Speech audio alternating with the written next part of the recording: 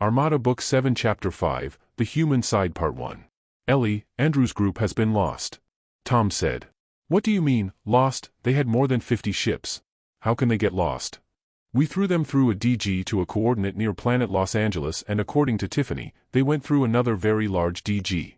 When they realized they were in another dimension, Andrew immediately threw Tiffany back. Then the DG closed. We have the address, but when Tiffany tried to open a DG, it was into another dimension, not anywhere near planet Los Angeles. Even the timeline is different. Beam me to Tiffany's bridge, Tom. At Beige Tiffany's bridge. Beige Tiffany greeted her with a crisp salute. General, sir.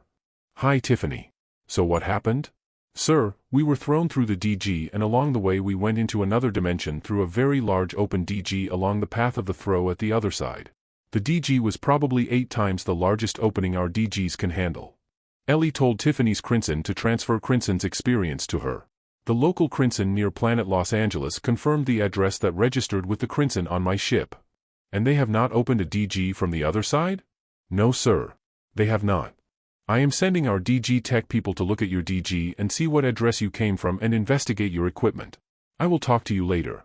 Yes, General. A few hours later, at Ellie's office, Green Ellie beams in. I have a theory. Ellie looked at her. One of the calibration parameters that is never included in our measurement is time. All of the dimensions have different timelines. And we believe they would be anywhere from 80 or maybe 100 years back and 80 years ahead following a standard bell curve distribution. Now what if the timeline is more than 150 years ahead? Our people went into the address that registered with Crimson's from both sides and that also registered with our machines. They found an entirely different timeline and universe.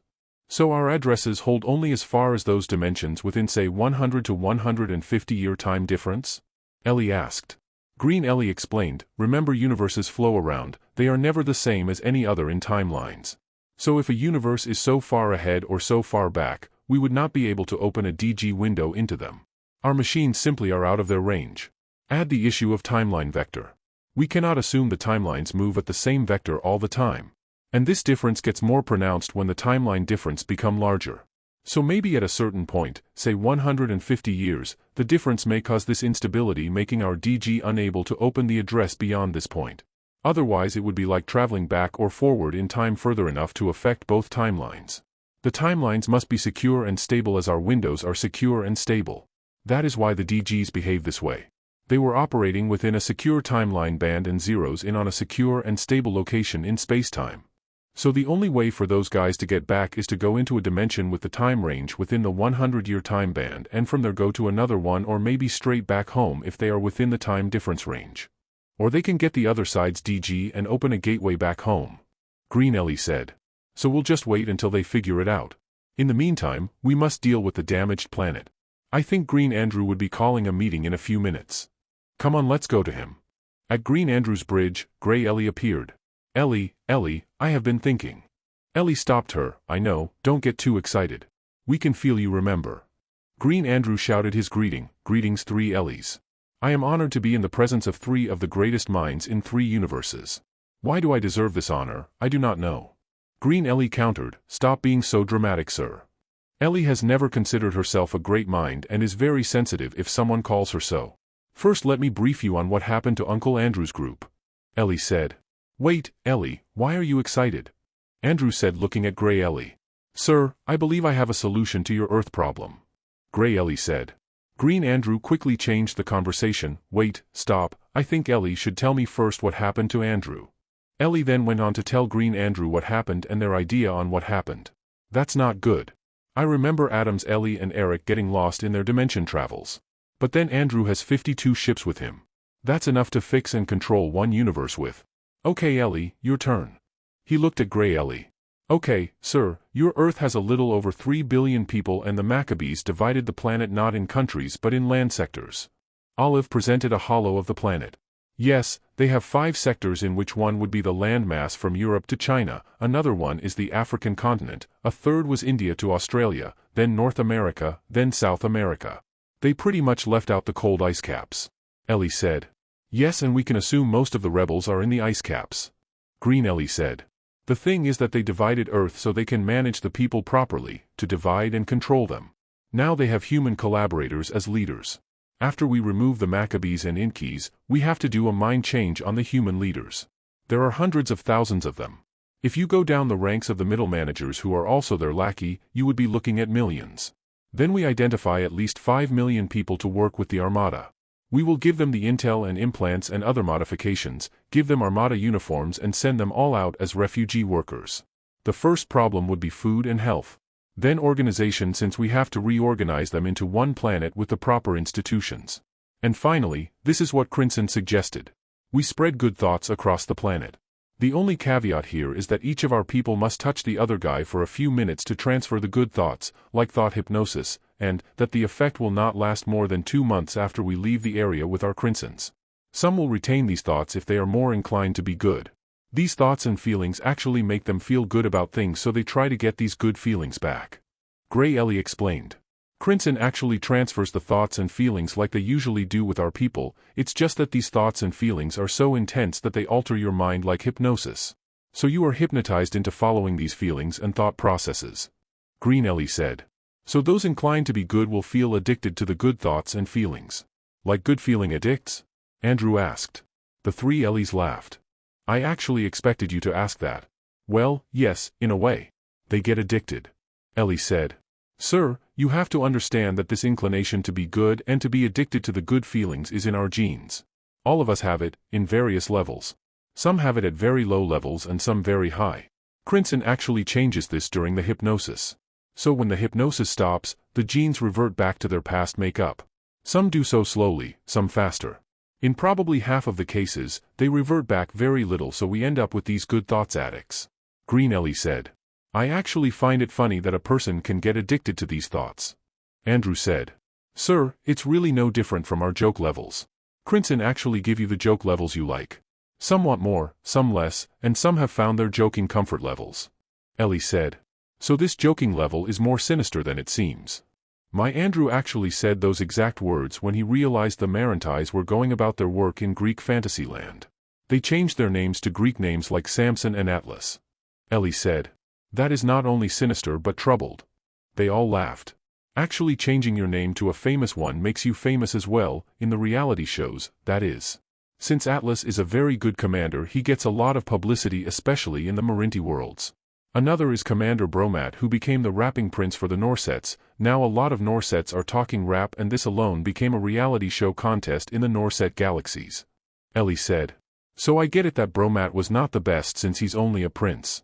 Yes, there are several hundred princes of rap and they have not found the king yet. It's an ongoing contest and the rules are still being set. Ellie said. Going back to our task at hand.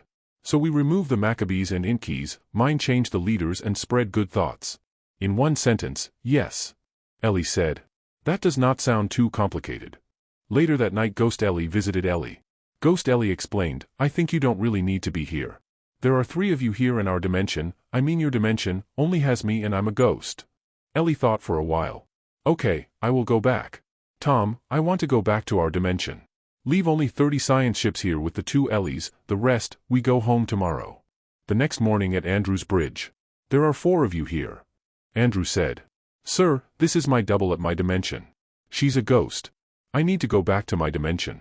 You have 2 of me here, so that's more than enough. I am leaving 30 science ships for the 2 Ellies. Go ahead, we can manage. Green Ellie said as she moved to hug her double. Then Gray Ellie moved to hug Ellie as well. Then the 2 hugged Ghost Ellie. Sir. Ellie saluted and disappeared. Back at Ellie's dimension, the 2 Ellies made it a point to stop by planet Los Angeles to see their parents. After a few days, they went around and Ghost Ellie updated Ellie on the development of various projects in various galaxies. Ghost Ellie showed Ellie that the quarterbacks have been implemented in all the major hoplines. She also showed Ellie several improved technologies. Foremost was the telecommunications network across the galaxies. She explained that the 600 mly distance has not changed and the throughput has increased with the increase in the redundancies in the system as it normally was. But the transmission speed was increased 3-fold by the Norsets, who finally completed a long booster project.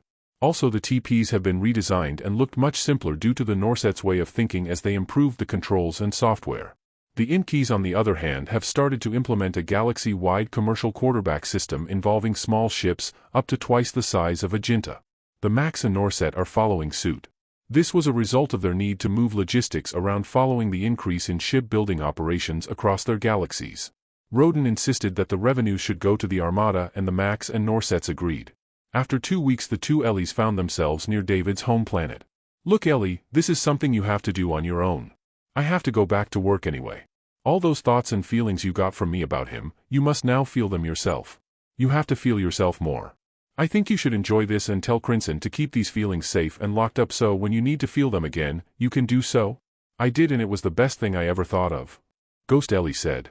"I am doing this not only for myself but for him as well. I want him to be happy with me." "Tom, where is David?" Tom appeared. He's behind his desk meeting with some council members. A hollow of the scene below appeared. "Ellie, I want to give David something that will make him happy." "His mother?" Ghost Ellie asked. "What do you think?" Ellie countered. "Let me work on it. I will take all our ships and leave only 5 as your backup." Ghost Ellie said and moved to hug her double and kissed her on both cheeks. "Wear something nice. My favorite yellow dress will make you stunning." Ellie nodded. Then Ghost Ellie disappeared. Ellie told Tom to beam her into her suite so she can freshen up and change. "Beam me by the door, here." David and the group were in deep and loud argument. Then David saw Ellie and quickly stood. The 5 council members stood, and as they were looking at her, they all knelt on one knee. David quickly moved around his large desk and ran to embrace her. While he embraced her tight, she embraced him lightly. Then she felt a kiss on her cheek. "I missed you so much, Ellie," David said. "I missed you too." Ellie kissed him on his left cheek. The council members were still kneeling as David turned around to introduce her to them. "Why are they kneeling?" Ellie whispered and then looked at David.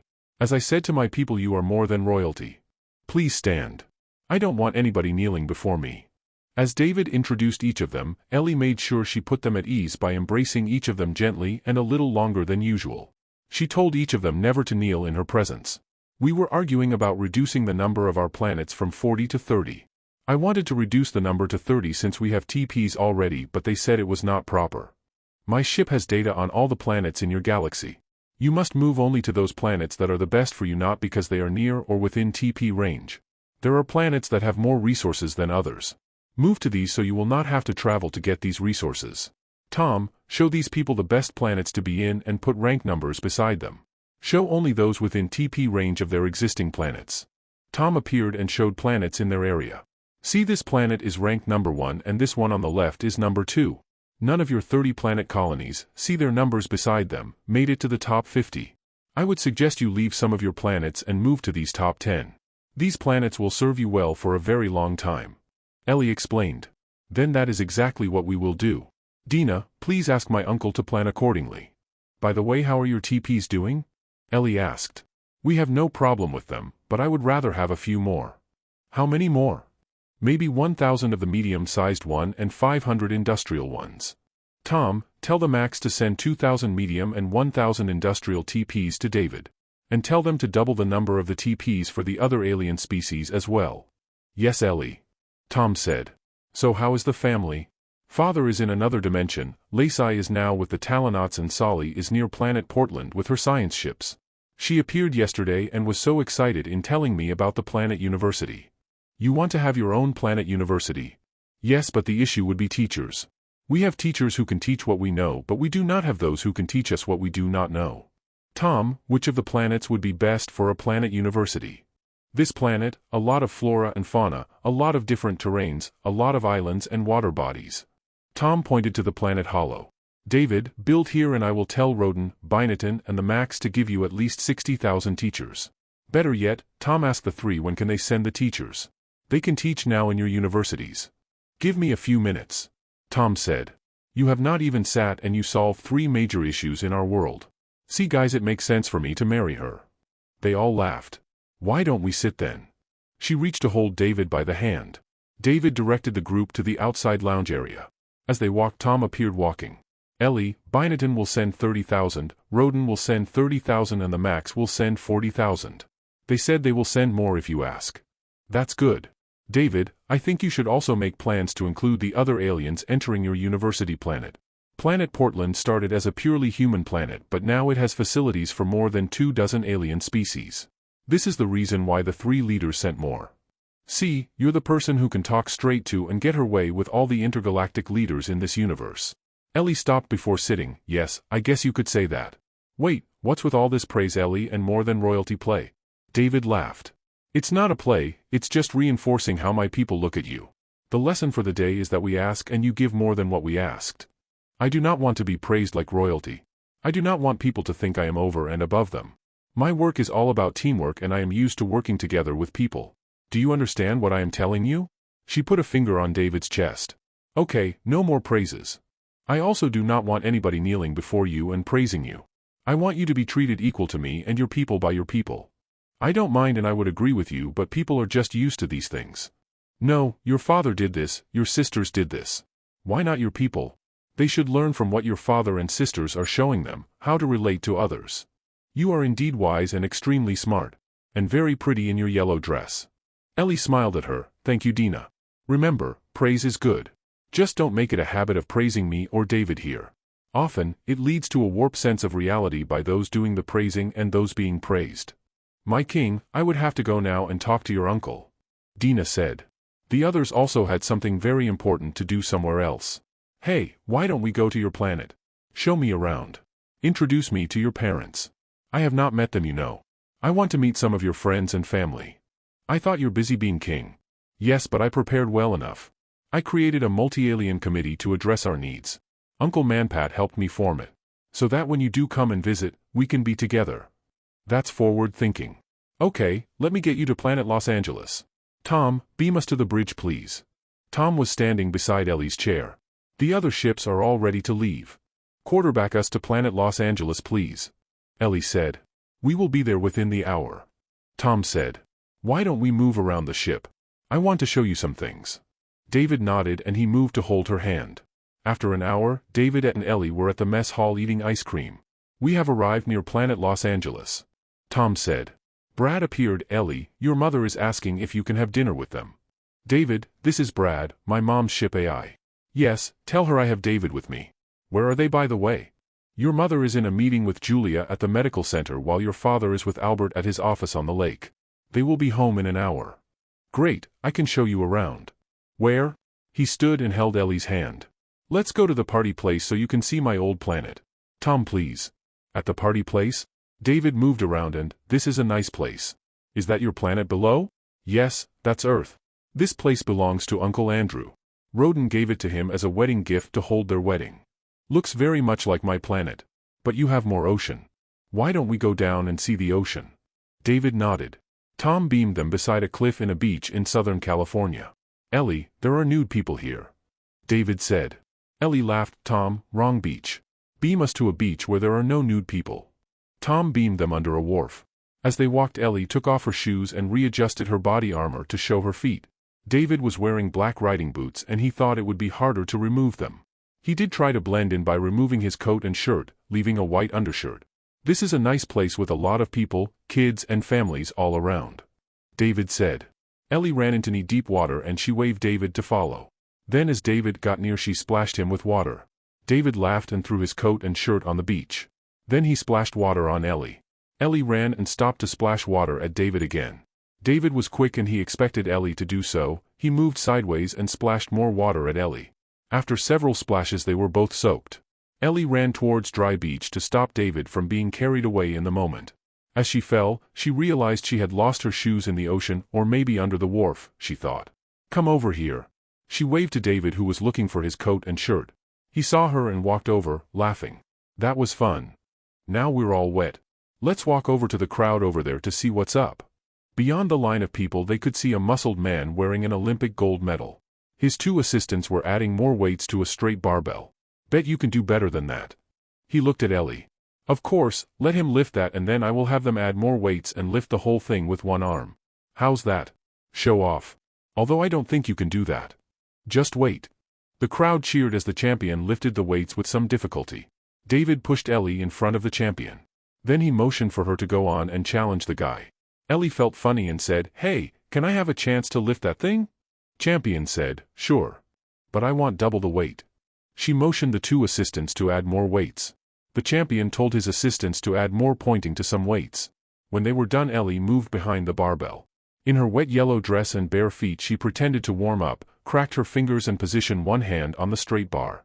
The crowd cheered when they realized what was happening.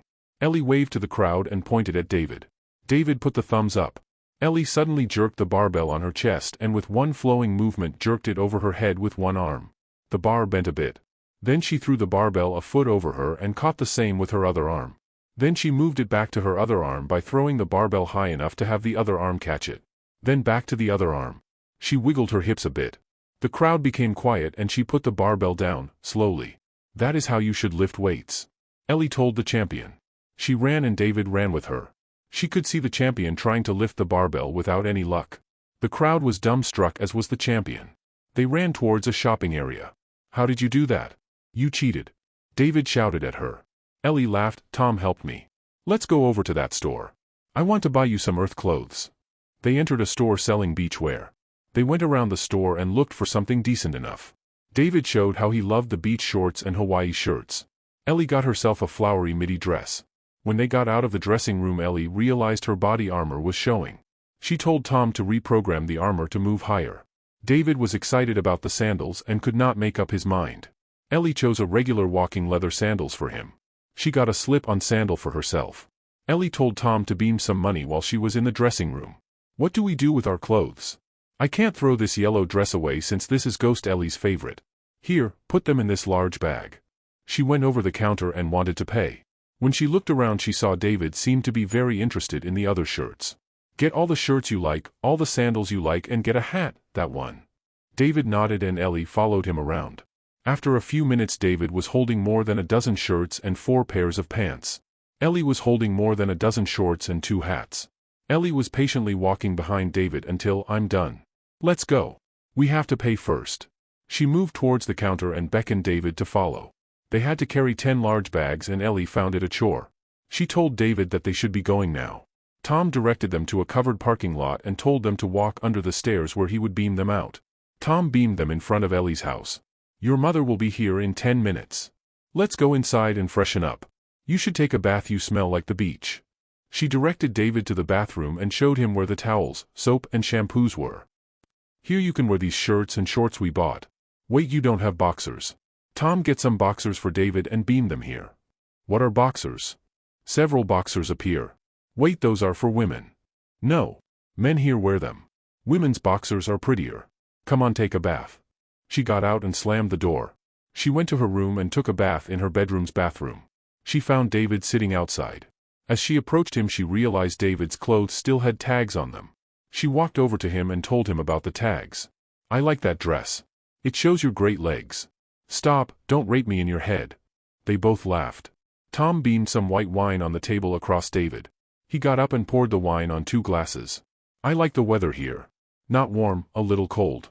I like the lake and that waterfall beyond towards the hills. I can smell the water. See that house beside the waterfall? That's Uncle Andrew's house. For the top leader of the Armada, Uncle Andrew has a small house. Elaine and Julia beamed in. Then 2 Vickies and Louise beamed in with a younger version of her older brother Adam. Ellie stood and hugged her mother. David stood. Ellie introduced him to her mother. David knelt and kissed her hand. Then Ellie introduced him to Julie, to the 2 Vickies, then to Louise and Adam. David made sure he embraced each of them and kissed them on the cheeks, including Adam. David could see Tom and Brad set up a long table with 2 long benches on his right. Then Timmy, Albert and Danny beamed in. Ellie introduced them to David and he made sure to just shake their hands. He felt hugging his future father-in-law may not be appropriate. He knelt and kissed his hand. Timmy was taken aback and looked at Ellie. It's their way of acknowledging you and Mom as his parents also. David, why don't we sit around the table over here? Timmy said. David moved to sit and Ellie pushed him to her right so she could sit at the edge of the bench. Timmy sat across and Danny sat beside him. Then Albert sat beside Danny. Elaine sat beside David on his right while Julia sat beside her. Local Vicky got a chair and set herself at the end of the table beside Ellie while the other Vicky sat beside Albert. Tom beamed some wine and brandy on the table. So princess, have you decided on the date to marry? Daddy, I have not decided to marry him yet. Honey, we all know you will marry him. Just plan it so everybody calms down. David laughed. Ellie elbowed him. The 7th month is next month, maybe then I will tell him. Okay, let's not talk about that for now. David, so how are you doing? I heard you came out of a war. Vicky said. We're okay, Auntie Vicky. I created a council of aliens, with Uncle Manpat's help, to run our affairs so I can spend time with Ellie here. Maybe you can stay around for a while. I would love to have you around, with Ellie here of course. Elaine said. I would love to just hang around with Ellie in this house. Very agreeable. Is Ellie treating you well? I hope she is not pushing you around. Julie said. Ellie could be a little pushy. Son, your ability to say yes will preserve your sanity. Timmy said, and they all laughed. It's still a shock to me. I just cannot believe that Ellie would even look at a man. You are one lucky man, David. And don't worry, David, I know Ellie. She will marry you soon enough. I predict she will say yes within 2 months, so the wedding would be around 5 months from now. Danny said. Danny, you are one sneaky guy. Maybe you know something we don't. Part of my job is to predict the future. I have sources you know. Uncle Danny, I just want to make sure that for the next few months David would be happy with my company. That is so you, Ellie. I know. I have always wanted to make Danny happy, ever since we were in high school. This is how you love a person. Julia said. Same here. It's a good thing your father is easy to please. Here, son, this brandy is one I have been saving just for this moment. To toast to my son-in-law. Timmy said. Ellie could not do anything but smile. David was quick, thanks father. He looked at Ellie, in-law. Ellie smiled. What are we having for dinner? Ellie asked. She needed a diversion. Brad has the menu. Brad, will you start serving? He researched what David likes and we had these made with a touch of local flavor. Elaine said. I am very easy to please, Mom. Elaine looked at him and kissed him on the cheek. David put his arm around Elaine and kissed her hair. Ellie looked at David and she realized that kiss was probably worth 1,000,000 points from her mom. Timmy stood and, I would like to propose a toast to David, my son-in-law, and to my princess. May the bond that binds the two of you be stronger over time, forever. Timmy clicked David's glass and the group said their agreement. David stood and thanked him. How old are you, Davy? I'm 35 years old, Auntie Julia. You're just a tad older than Ellie. David said. David, I heard your people look at Ellie as if she's a goddess. Albert said. Yes, Uncle Albert. But she told them not to treat her as such. She told them never to kneel before her or me. She told them to look at her and me like they would any other. I guess that's okay since my father and sisters are doing the same thing. I heard your father has gone to several dimensions. Timmy said. Just 3. Ellie said. And your sisters are all over the place. We met your sisters. I know Solly is in Planet Portland right now with her ships and Lacey is with the Talonauts in another dimension. She had Romita escort her around several species in the area. Elaine said.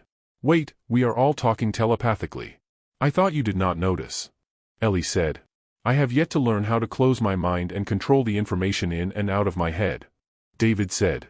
We'll address that tomorrow. Somebody might learn some top secret intel from you. Ellie said.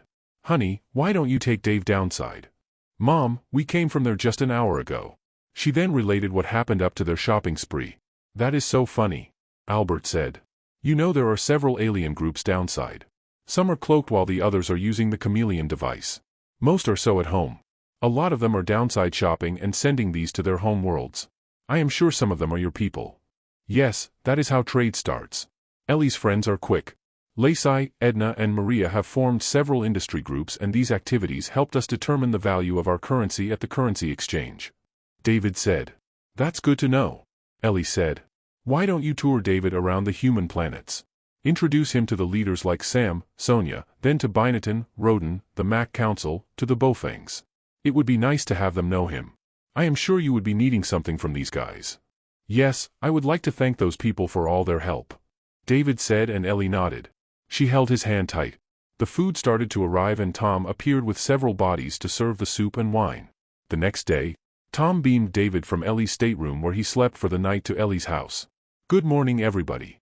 He greeted Ellie and her parents who were all in the kitchen preparing something. Good, you're here. We are going to see Roden right after breakfast and Binathan after Roden. Wait, you're wearing the shirt and shorts from the store at the beach. Tom, can you give David his body armor and outer body uniform please? Ellie said. Tom appeared holding 2 discs. Tom and Ellie guided him to the restroom to change.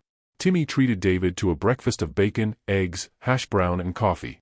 We have something like this bacon back home but less sweet and with some spices. This coffee is okay but I would prefer chocolate in the morning. David said. Chocolate is their new favorite after they tasted chocolate ice cream. Tom, can you get some cocoa for David please? A cup of chocolate appeared before David. Don't eat too much. I am so sure Roden will insist on feeding you some of their vegetable dishes. Elaine said, and David smiled.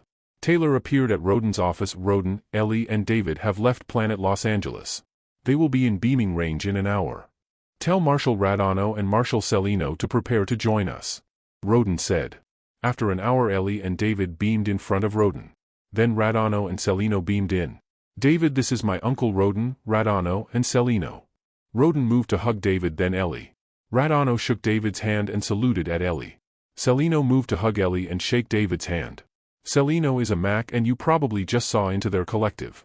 Ellie said. It was like a fast movie with a loud metallic sound. I guess I just need to get used to this. The group laughed. Celino explained, I have people who can help you learn to use this Maquis ability. I had thousands of Macs grow the plants in all their planets, but as usual, they need time and a bit of training to get used to this. Maybe 500 years if nobody teaches them. Anyway, the Mac teachers you will be getting from the Macs will make sure you get this ability.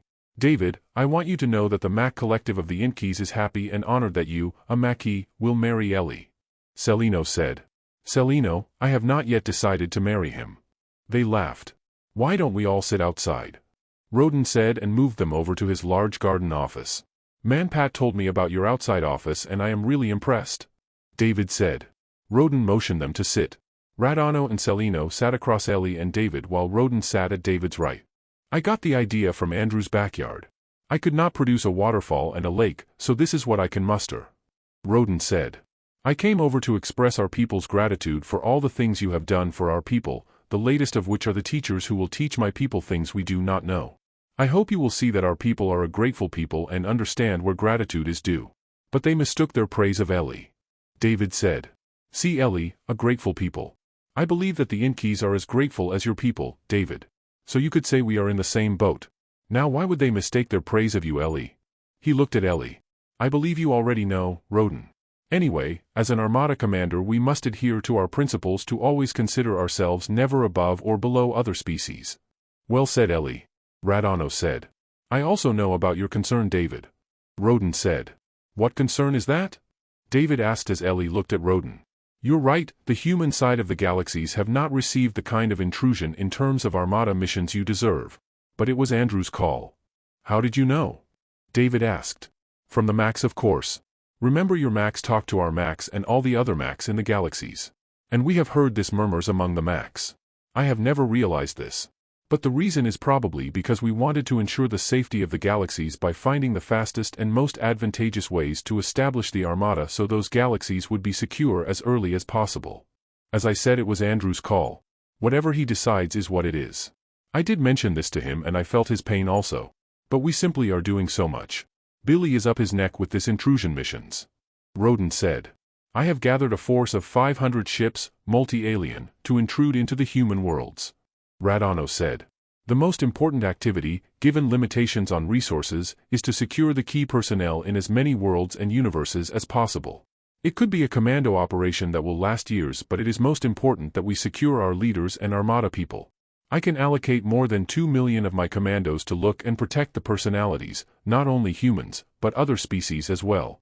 I can also send 3 million more military, but Radano must train these new people as they go along. David said. You have a good point. Radano will take lead on this. You can let your commandos ride with Radano and move over to the human galaxy areas. You're right, the area is not only all humans. Add to that the issue of slavery and warring species. Roden said.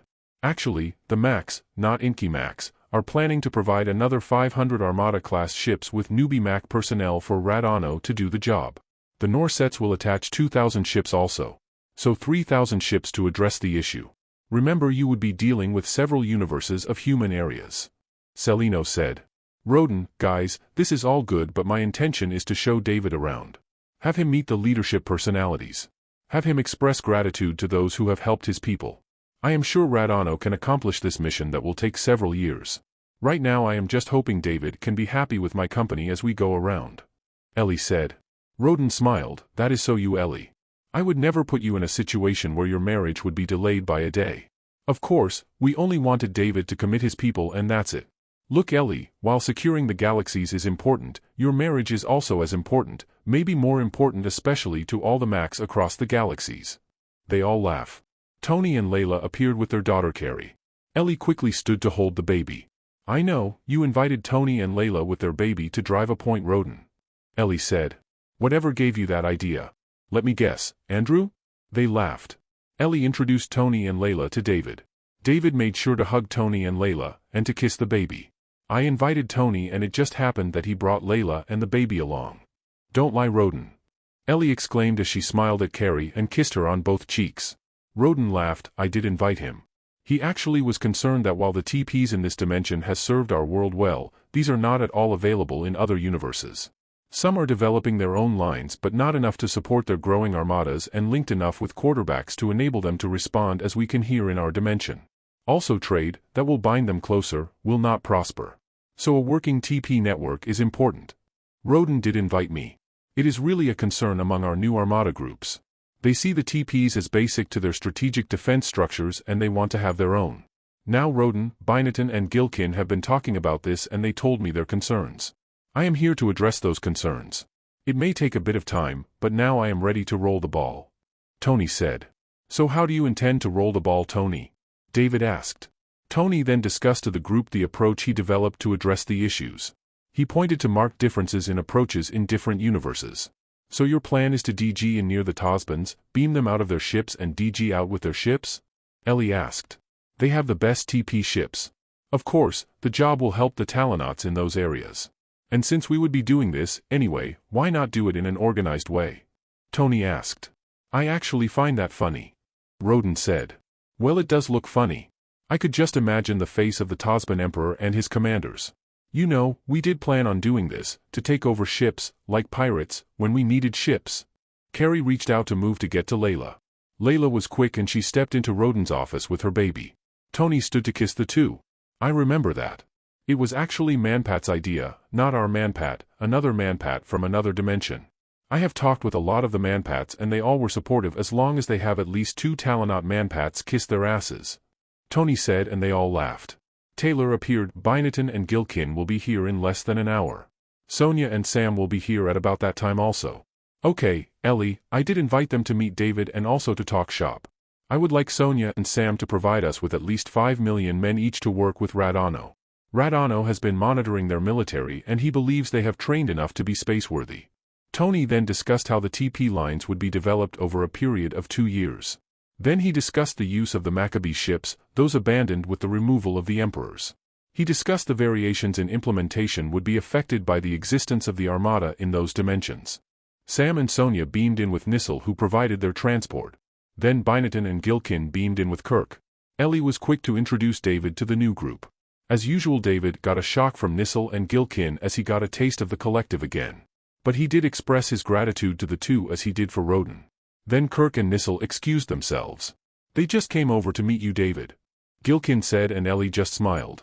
Tony then took the task of summarizing what he has discussed earlier.